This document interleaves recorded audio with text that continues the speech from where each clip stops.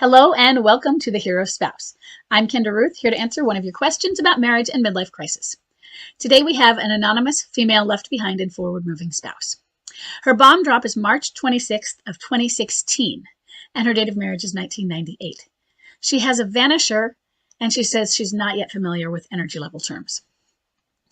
She says, my story is a little bit different. My husband left me in 2016 after some horrific years of deep loss, trauma, and grief. He divorced me in 2018 and quickly remarried, but I'm always curious if this was due to a midlife crisis or if it was something else. It was 5 months after my mother passed away, and he just walked out the door without me knowing. I discovered shortly after that there was an alienator overseas. He's changed jobs about 8 times, changed locations and cars, and he remarried, but a serial cheater. So I don't know if you're saying that he's a serial cheater or he remarried someone who is a serial cheater. He still contacts me, but only on birthdays and Christmas through email. He has a new career. He's successful in his painting hobby. He's back in the country, but obsessed with another country and culture, and a reason for the new, and that's a reason, it says, and a reason for new wife. For the new wife. Are you saying that this new obsession with the other country and culture is the reason for his new wife? Not sure. Initially, the first years, he was very angry with me. He seems to have wiped out every memory of our life together. We had no children. He has no remorse or guilt for what he has done. It seems like I never existed. Excuse me. He's become super active in social platforms, and he's gone from introverted to extroverted. So I have seen situations, they say, as people develop through life, that there can be an introversion, extroversion switch. I don't know what kinds of introversion, extroversion that is, but I've read some pieces where some introverts will become more extroverted, extroverts can become more introverted as they go on. I don't know if that is a part of change in development or just maturation, where me as an introvert becomes more social because I need to. I don't know. Or learn greater social skills. So it's not as different as you think, except for the unnamed but clue to horrific years of deep loss, trauma, and grief. And so, but we don't know anything about that given here. Is he, the real question is, you said you wonder if it's a midlife crisis. If it was just, and it sounds to me like you're just trying to get some closure onto WTF happened to you. And so that you can have a greater understanding in order to be at an acceptance. All I can say in the brief stuff is it sounds like a midlife crisis, but it's really easy to do that when that's my focus of things. So I do approach it with a bias of people come to me for midlife crisis.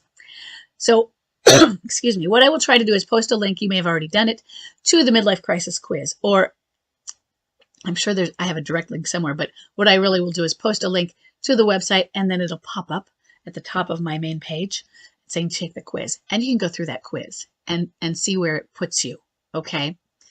Because loss, trauma, and grief after some horrific years, that could have been triggers. Those are some triggers that can then lead to a bomb drop. He divorced you, or I'm sorry, he left you. Bam, out of the blue, no, just up and gone. And you said you didn't even know. Or you came home one day, he was gone. There were no clues, anything. That's an indicator. Who does that is the question we have. Who does that? That's an indication of a possible midlife crisis. He quickly remarried, but you're always curious. It was after your mother passed away. Another trigger, especially if he was close to her. He's changed jobs 8 times. Was that a pattern prior to this?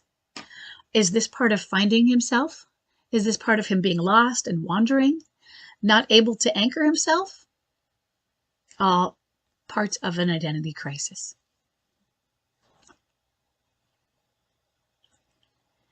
Now, taking he's remarried but a serial cheater. Let's take it that you meant he's the serial cheater. Again, still wandering. Still lost, still not able to commit, still probably lacking insight. You didn't say he was a serial cheater before this. But there's this one interesting piece in here. He still contacts you, but only on birthdays and Christmas through email. And yet later on you say he's wiped you out of his life. He hasn't. it might be only those. Has he done that on every birthday and Christmas? And does it just say Merry Christmas? Doesn't really matter. What is his purpose in that? And we don't know. Let's put a few assumptions out there. Let's say that you have somebody who is a narcissist and who really is narcissistic. They're contacting you to taunt you. You're not talking like that, though. You're on their mind. And the only clue, so I'm not trying to give you a cookie crumb. I don't want, and I think you're at a point where you're not going to do this. He's a vanisher. It's been a long time.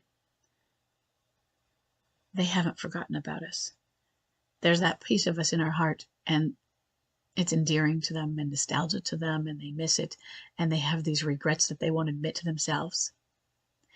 But they're going to put out this little light of it at these specific times. And not just at Christmas when people send, it's a thing for everybody, but on your individual birthday. And I don't tell you that to give you standing hope. I think you know that. You're not interested, probably. If you are, that's something different. I tell you that so that you know you aren't erased. Your life had meaning, and it had meaning to him. Your life together wasn't a facade or a house of cards. And it meant something, and it was real. It's important that we know the lives we had together with that person that then became a completely separate and different person. The life was real. We weren't living with somebody with a mask on all those years. They may have had a persona mask on, but it might have been authentic. Oftentimes, the inauthentic one is this MLCer. And sometimes it's not so much that it's inauthentic as that it's in search of who they are going to be. So they're trying them on, different masks. But who they were for those years with you, that was who they were. I want you to know that it's real. He is showing MLC signs. He became obsessed with a new country and culture. It's not that there's something wrong with that. There's not. But when it doesn't fit in with your lifestyle prior to that, and it's not fitting, and it's destructive, that's when it's a problem, isn't it? Because it's a beautiful thing to be interested in other cultures and expand and become diverse. That can be beautiful. But he did it in a destructive manner. And it's indicative of, I'm trying to find myself. I don't know who I am. He might not recognize it as that and verbalize it as that. But just as a generalization of the basic actions you're giving, yeah, that's what it's showing. Initially, the first years, he was angry with you. That's dissipated because it's been a long time and he's moved forward and you've moved forward, or he's moved away from it and gotten on with his life, and so are you. As for remorse or guilt, if he's a vanisher, he only contacts you on his birthday, on your birthday and Christmas. He might. He's just not showing them. Or it's not that he's not showing them. You're not seeing them. And in this new life, there might not be so much opportunity to show them. If he were in contact, let's say that he wasn't a vanisher and he was not a clinging boomerang, but at least somewhere a closer contact or slight boomerang, off and on boomerang. You saw him a few times a year. Maybe occasionally, let's say there were 2 social events that were familial or that you always saw him at. And you might get a better sense of remorse and guilt, either by how he avoided you or how he came up to you, how much anger he showed to you. Some of those are signs. The anger, it's an avoidance of those feelings that he might be having. It's not that he doesn't have them. It's not that you're not experiencing them from him because he's not giving them to you. And he might be able to cover them up when out of your presence. So I just want to reassure you that you did exist. You still do. You exist in his heart, whether that matters or not. It seems to me just that one little tiny clue of he sends you those emails means you meant something positive. Okay. You have meaning. I hope this helps. And I'll see everybody in the next question.